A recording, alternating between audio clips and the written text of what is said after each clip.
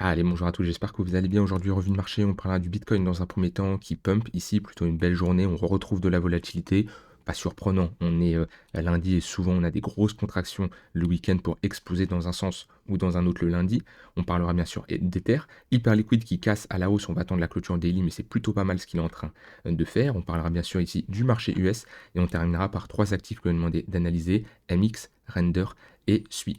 Avant que je commence, je vous rappelle qu'il vous reste là à peu près 2 semaines pour profiter des 8% sur vos dépôts sur la plateforme OKX. Tous ceux qui veulent en profiter, qui sont dans la transition avec tout ce qui se passe autour de Mika, des exchanges qui ferment. J'ai reçu encore des mails de Binance qui réduisaient leur activité. Voilà, Binance c'est fini, Mexe c'est fini. Tous ces exchanges-là sont terminés. Peut-être qu'ils vont avoir l'agrément dans 2 3 mois, c'est possible, mais à l'instant T, en tout cas, c'est plus possible. Et attention à ne pas être bloqué sur un exchange où demain on pourrait avoir un gros pump d'une crypto et ne plus être en capacité de vendre parce qu'on est bloqué sur un exchange. Donc tous ceux qui veulent switcher, aller chez OKX, il y a en ce moment un bonus 8% sur votre dépôt jusqu'à 5000 euros. C'est très simple, peu importe vos dépôts euros, USDC, crypto, vous avez ici 8% sur le dépôt que vous allez réaliser.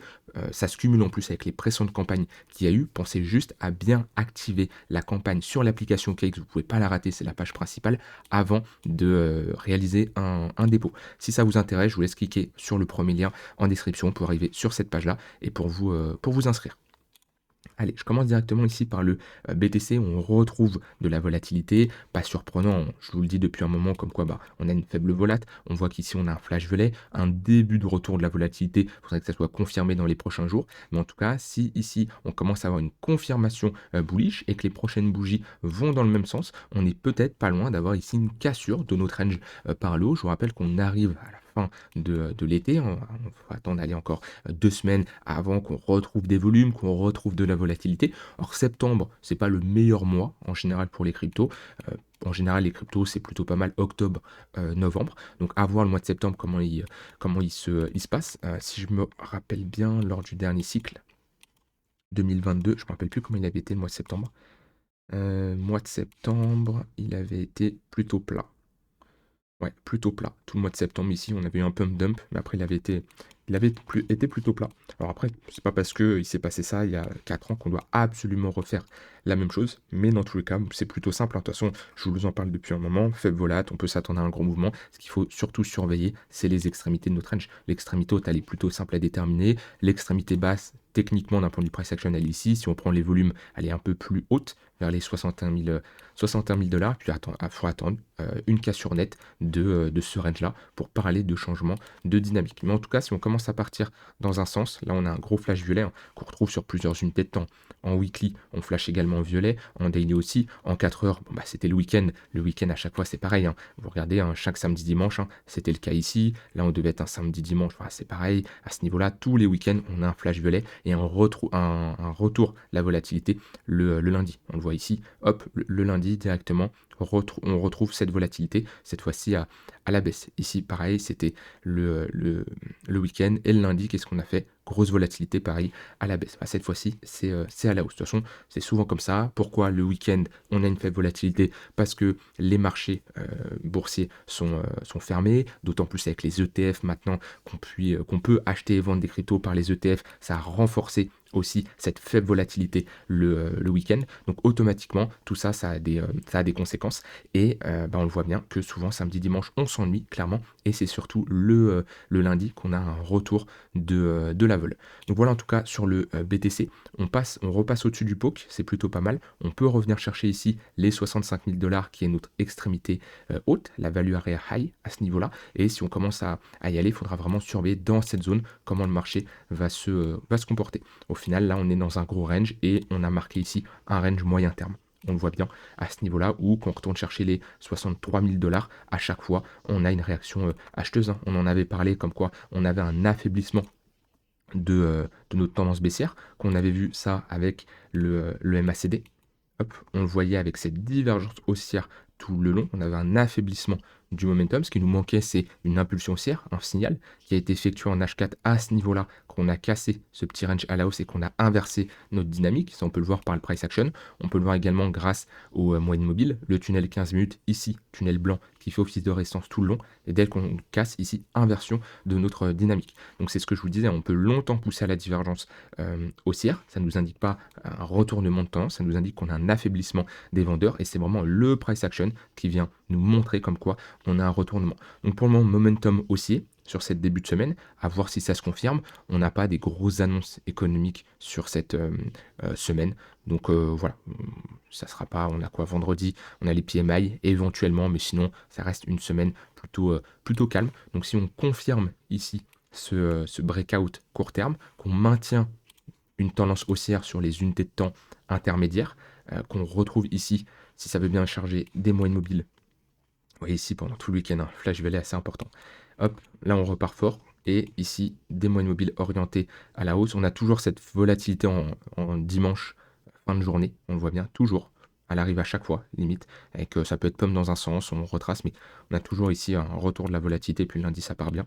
Puis là, on repasse au-dessus du 3 minutes, du 15 minutes, au-dessus d'une heure. Le 4 heures, on attend à confirmer, mais c'est plutôt pas mal. Si on a toutes les moyennes mobiles qui vont dans le même sens, ici, hein, je vous rappelle, hein, les tunnels Vega, c'est 3 moyennes mobiles qui me forment tout simplement un ruban. Pourquoi je fonctionne comme ça? Parce que souvent, on a un problème, un biais psychologique chez beaucoup de personnes, dont moi que j'avais avant, que je n'ai plus maintenant, mais j'ai gardé ces tunnels-là. C'est qu'on a une seule moyenne mobile. On part du principe que dès qu'on l'a cassé légèrement, dès qu'on est passé au-dessus légèrement, ça y est, on l'a cassé. Alors que non, pas du tout. Pour gommer ça, j'ai pris 3 moyennes mobiles qui forment un ruban. Comme ça, au lieu de me former juste un trait, ça me forme une zone. Et c'est beaucoup plus pertinent. En tout cas, je trouve que c'est plus pertinent. Et surtout, ça me permet d'avoir une vue multi-time frame. Le problème d'une moyenne mobile, vous changez d'unité de temps, elle change. Ici, peu importe l'unité de temps sur laquelle je vais me mettre, les tunnels ne vont pas bouger parce qu'ils sont ancrés et ils ne changent pas en fonction de la charte. Ça, c'est vraiment l'avantage des tunnels qui me permettent de prendre des décisions d'investissement long terme et prendre des décisions sur du court terme d'un point de vue trading, voir quand une tendance se retourne, voir des points de repère, voir également le momentum, voir sur différentes unités de temps si j'ai une confirmation de ma tendance. Bon voilà, un indicateur que je ne présente plus, il y a un tuto sur YouTube, j'en parle tous les jours à chaque fois que je tourne des vidéos parce que c'est l'indicateur que j'utilise le plus. Bon voilà, sur le BTC, pas grand chose à dire de plus, à part qu'on fait toujours du ping-pong à l'intérieur de ce range-là. Peut-être qu'on est sur le début de quelque chose au vu du retour de la volatilité qui peut arriver, mais pour ça il faut vraiment confirmer et d'un point de vue volume profile qui assure des 65 280 $ et d'un point de vue price action des 67 000 $. Allez, au niveau d'Ether, je vais passer très rapidement sur Ether parce que c'est plus intéressant de parler d'hyperliquide juste après, où là on a un vrai breakout, parce que Ether c'est globalement comme le BTC, c'est-à-dire que c'est un range. Alors c'est un peu plus intéressant que le BTC parce que lui il n'était pas passé sous son tunnel 4 heures, donc on voit qu'on le maintient et on n'a pas réintégré ce précédent range. Donc peut-être qu'Ether il peut repartir bien plus vite s'il arrive à casser cette zone des 1950 $, mais sinon c'est un range, hein. On a écrasé également la volatilité. Si je mets l'indicateur ici, le HVP, et ben on voit pareil, on écrase la volatilité, on est toujours sur ce flash violet, donc ça peut aller très vite, hein. On le voit la dernière fois qu'on a eu ici ce signal, bam, c'est parti dans un sens. Et ici, si on commence à casser cette zone des 1950, après on a le tunnel daily qu'on n'a toujours pas touché sur Ether depuis un long moment. Et ça sera la grosse zone à surveiller sur du long terme. Est-ce qu'on arrive à repasser au-dessus de cette zone? Si on repasse au-dessus du tunnel daily, on peut partir du principe qu'un bottom long terme, en tout cas le point le plus bas, a été trouvé. C'est pas parce qu'on casse le tunnel daily, ça y est, c'est direction 5000 $, mais en tout cas, on peut partir du principe que ce point le plus bas a été trouvé. Et peut-être qu'on fera quelque chose comme ça. Mais en tout cas, que le point le plus bas a été trouvé et qu'un bottom a été trouvé. En tout cas, historiquement sur les cryptos, quand on est dans un bear market et qu'on casse le tunnel jaune, le tunnel daily à la hausse, c'est la fin d'un bear market et on rentre d'une tendance baissière à un range. Pas tout de suite dans une tendance haussière. On passe jamais d'une tendance baissière à une tendance haussière immédiatement. On passe toujours par un range, mais voilà, en tout cas, ça sera un signal intéressant à surveiller et toujours regarder la charte ETH BTC qui nous permet de voir qui surperforme qui. Là, globalement, on est rentré dans un range. Cette charte, elle est vraiment importante parce qu'on est sur une zone clé. On a cassé le tunnel daily, on ne doit pas réintégrer cette zone. Et là, on est dans la zone où est-ce que Ether est prêt à surperformer le BTC encore plus sur, on peut dire, les prochains mois, parce que si on commence à repasser sous cette zone-là, on aurait une réintégration et on pourra ravaler une partie de la hausse et retourner chercher cette zone où on a posé un bottom. Si par contre on arrive à sortir de ce range par le haut, et ben là on a une confirmation vraiment qu'on passe au-dessus du tunnel daily et Ether sera toujours prêt à surperformer le BTC. Donc ça, c'est globalement ce qui nous manque, mais Ether regagne des couleurs, c'est plutôt pas mal. Maintenant, sur du long terme, on n'a pas encore en gros les grosses confirmations plutôt weekly ce que je voulais dire, les grosses confirmations weekly, c'est ce qui nous manque. Et ça, pour ça, il faut se mettre sur les unités de temps supérieures, notamment le weekly. Moi, c'est vraiment l'unité de temps de base que j'ai pour prendre des décisions d'investissement sur les cryptos, que ça soit trouver des zones d'achat intéressantes ou alors valider des patterns de retournement. Pour le moment, c'est pas le cas. Et vous voyez qu'on a cassé le tunnel d'Eddy Paris en 2022. Ça a été ici le point bas. Ok, on n'est pas parti tout de suite en tendance haussière, on est rentré dans un plus gros range, mais au moins on l'a cassé. Allez, au niveau d'Hyperliquid, c'est plutôt pas mal ce qu'il est en train de nous faire. On va se mettre directement en daily. C'est plutôt bien ce qu'il est en train de nous faire. Je vous parlais de cette zone depuis un long moment, hein, quand on était ici en 5, 6, ouais, 7, 8 août à peu près. J'ai commencé à vous en parler. On va en parler pas mal. Je vais vous dire qu'est-ce que je fais, comment je vois la suite, comment j'invalide, est-ce que je rentre en position, etc. etc. Donc globalement, hyper liquide, je vous rappelle, je vous remets un peu le contexte, hein. Moi, qu'est-ce que j'ai fait, comment ça s'est passé. De mon côté, je suis bullish sur Hyperliquid depuis un long moment, depuis sa création, j'en achète en permanence dès que j'ai des replis. Ok, premier repli ici, j'en ai énormément acheté, j'ai été exposé à 100% et j'ai fait ce que je n'ai jamais fait sur une crypto, c'est rentrer en mode avec des ordres en mode épuisette sur un niveau, sur aucun niveau clé. Parce que j'avais pas d'historique, j'avais rien. C'est la toute première fois de ma vie que je faisais ça sur une crypto, c'est-à-dire j'ai bombardé les ordres d'achat à ce niveau-là, alors que j'avais pas de signaux techniques ou quoi que ce soit. C'était juste d'un point de vue conviction fonda. Ça a payé, je me suis récompensé ici. J'ai refait la même chose ici, sauf que là j'avais des conditions techniques, c'était cette précédente zone. Je suis pas mal rentré ici jusqu'aux 20 $ et je suis sorti en plusieurs étapes à ce niveau-là. J'ai toujours du hype à hauteur de 25% de tout ce que j'avais avant. C'est-à-dire j'ai vendu 75%, j'ai gardé 25% et je souhaitais me réexposer. Maintenant, la plus grosse partie, c'est je souhaitais m'exposer globalement dans cette zone. Le marché n'y va pas. Pour le moment, est-ce qu'il ira? Je ne sais pas, mais pour le moment, il m'envoie un signal qui me montre que la demande est supérieure à l'offre, les acheteurs arrivent à regagner à un niveau important et ils inversent notre dynamique qu'on avait créée à ce niveau-là, parce que là, il y a eu un gros range. On est rentré dans une tendance baissière avec des creux des sommets de plus en plus bas à ce niveau-là, une bonne tendance baissière, je mets des moyennes mobiles, on a cassé le tunnel 1 heure, le tunnel 4 heures, on est venu s'appuyer sur le tunnel daily, on voit bien, et le 4 heures a cassé, ça faisait très longtemps qu'on n'avait pas un 4 heures qui était baissier, hein. Depuis qu'on était parti dans cette tendance haussière, voilà, on voit que le 4 heures faisait office de support, de support, de support, et là, on est passé sous le 4 heures. On a formé un range, un petit range au niveau du tunnel daily, et là on a un signal qui est plutôt pas mal. Pourquoi? Parce que sur cette bougie daily, on repasse au-dessus du tunnel 4 heures, on repasse au-dessus de cette zone de résistance et on est en train de valider une structure en W à ce niveau-là. Voilà, on peut voir même un double W là, un double bottom ici. Maintenant, deux choses. Déjà, je vais attendre la clôture daily, ok? Vous savez que je ne me précipite pas quand il y a des impulsions comme ça, je prends mon temps. Quand je suis sur du long terme, je ne suis pas à 50 centimes, 1 $ près ici sur Hype. Donc globalement, je vais attendre d'avoir ma clôture daily. Et je ne veux pas avoir une clôture timide. Une clôture timide, c'est globalement, on clôture à 50% à ce niveau-là, c'est-à-dire qu'on a une mèche importante, on n'a pas une vraie clôture. Je veux un vrai breakout. Ça, c'est la première chose. Deuxième chose, vu qu'on est ici sur un break sur des niveaux assez hauts, je ne vais pas m'exposer fortement. Je ne vais pas faire all-in, je ne vais pas sur mon exposition 25-75, je ne vais pas ici passer à 60-40 ou 70-30. Non, je vais rentrer et je pense que je vais m'exposer à 35-40 grand maximum. Et je garderai, on va dire à peu près 60-65% de cash. Donc globalement, je vais passer aller de 25% d'exposition sur Hype, parmi tout le cash que j'ai de côté qui est prêt à investir en Hype, à 35%. Pourquoi je fais ça? Parce que on est toujours dans un marché baissier sur BTC Ether, j'ai pas de confirmation weekly long terme, on est l'été, j'ai pas encore une vraie dynamique et le meilleur signal possible que je pourrais avoir, même si le meilleur signal on l'a jamais, mais en tout cas j'ai pas une grosse confirmation non plus. On est sur des niveaux hauts. Oui, on a quand même retracé ici de moins 30. Ok, à partir de là, ça fait un moins 25 à peu près. Mais on n'est pas sur des zones de rechargement long terme avec des retracements de 60% comme j'ai pu avoir ici. Donc globalement, je ne veux pas m'exposer trop rapidement.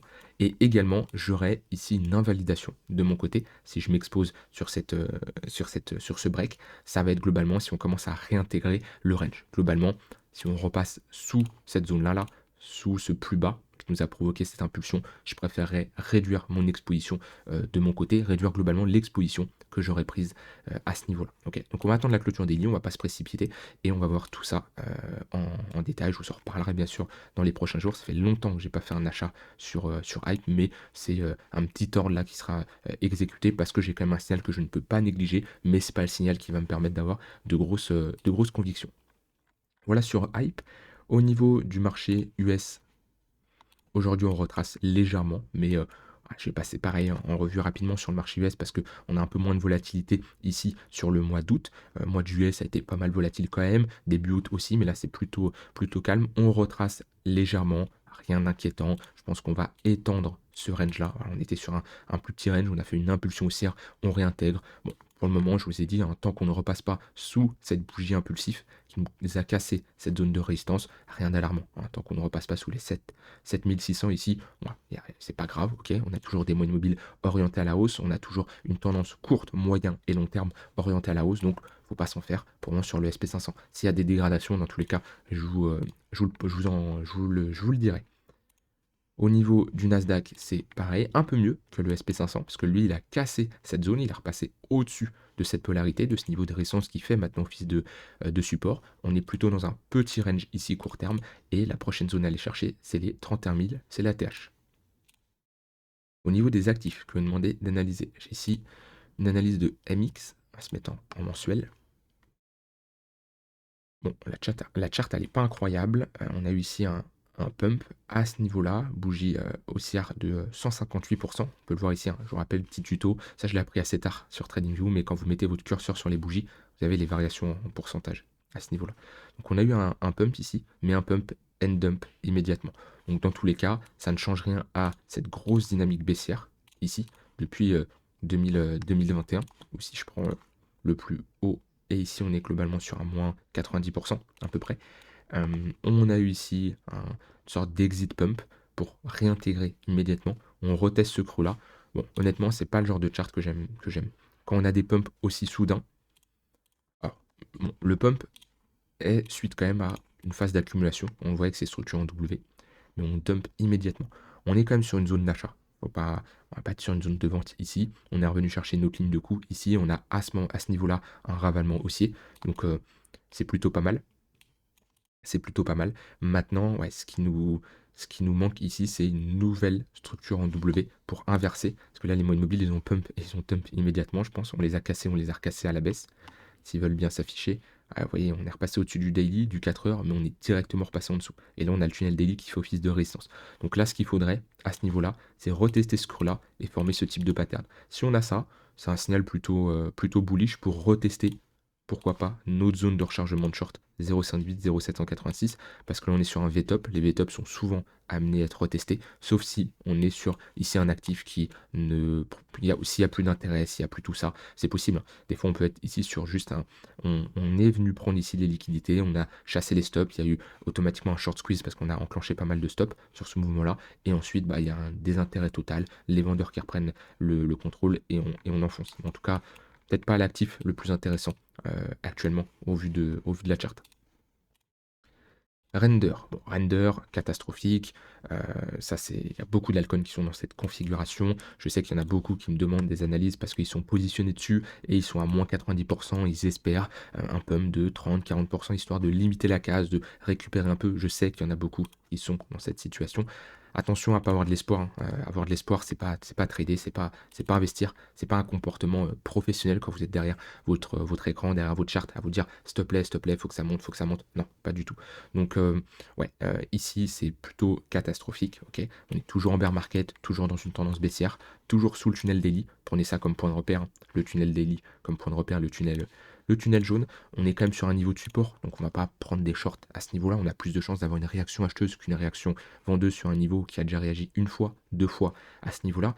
Mais bon, ça pour investir, non, peut-être dans 6 mois. Je dis pas le contraire. Actuellement, non. Moi, en tout cas, je ne suis pas acheteur là-dessus.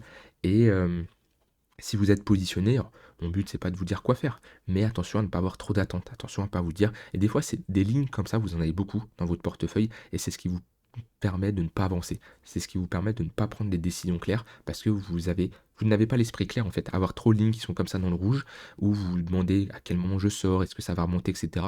Des fois, faut repartir sur des bases, partir sur une feuille blanche et se dire, ok, bah, il y a que ces deux, trois cryptos que je garde et le reste, c'est pas terrible. Des fois, c'est des choix que j'ai pu faire, surtout avant, pas ce dernier bull market, mais celui d'avant, de 2021-2022, où je me suis dit, bah ça, faut que je sorte, ça y est, je m'en fous, ça m'embrouille plus l'esprit, il va rien se passer. Et au final, ça a toujours été des bonnes décisions. Maintenant, si on commence à casser à la hausse, hein, parce que ça peut être positif, hein, si on commence à casser ce niveau-là, des 2,7 $, oui, là, c'est plutôt pas mal. Structure de retournement, cassure de ce range par le haut, inversion d'une dynamique, et là, il y aura un bottom qui sera posé. Mais pour le moment, ce n'est absolument pas le cas. Et SUI, ça va être globalement la même chose, si ce n'est pire. Ouais, c'est vraiment pire, parce que sur SUI, vous voyez, on a cassé cette zone-là, on est passé en dessous. Il y a une charte qui est clairement baissière, moyenne mobile orientée à la baisse. On est sur des précédents niveaux, oui, des niveaux clés, ok, c'est vrai, mais il n'y a pas de demande. Je vous rappelle, hein, c'est pas parce que vous êtes sur un niveau de support que c'est sûr à 100% qu'on va poser un bottom. Il y a plus de probabilités, ça bien sûr, c'est tout à fait normal. Il vaut mieux chercher des achats sur des précédents creux que sur des précédents sommet, parce que sur un sommet, on est sur un niveau de résistance, bien entendu, mais tant qu'on n'a pas la confirmation, attention à ne pas se précipiter. Ça, c'est vraiment important. Et là, quand je regarde le tunnel daily, on est toujours orienté à la baisse. On est venu le chercher, il a fait office de résistance. Tant qu'on ne le casse pas, attention à ne pas se précipiter. Et je vous rappelle, les altcoins qui ont bien performé lors du dernier cycle, c'est pas pour ça qu'ils vont reperformer à nouveau. Donc là, pour moi, il faut attendre. Vous voyez, on écrase la volatilité. Là, il y a un désintérêt total. Là, il faut vraiment attendre qu'on ait une pattern qui se dessine et une inversion de notre dynamique. Tant qu'on ne fait pas ça, on sera toujours ici sur une charte baissière et il ne faudra rien s'attendre. Et il y a beaucoup d'alcool qui sont dans cette configuration et il n'y a pas grand chose à faire à part patienter. Et il y en a beaucoup qui vont couler, qui ressembleront à des charts comme 2017, 2021, qui couleront, mais et il y en a d'autres qui vont avoir un exit pump lors du prochain cycle. Et il y en aura peut-être 5-10% qui vont faire un nouvel ATH et encore. Et encore, au vu du nombre d'alcoons qu'il y a en ce moment, même depuis 2021, le nombre d'alcoons qui ont été créés, je m'attends à rien de spécial. Une altcoin season par secteur, oui, mais pas une altcoin season globale. Voilà pour ces trois actifs-là, j'ai terminé. Je vous rappelle, ceux qui veulent profiter des 8%, il vous reste ici 14 jours. Je vous invite à passer par le premier lien en description. Je vous souhaite une très bonne soirée et je vous dis à demain pour une prochaine vidéo. Bye bye.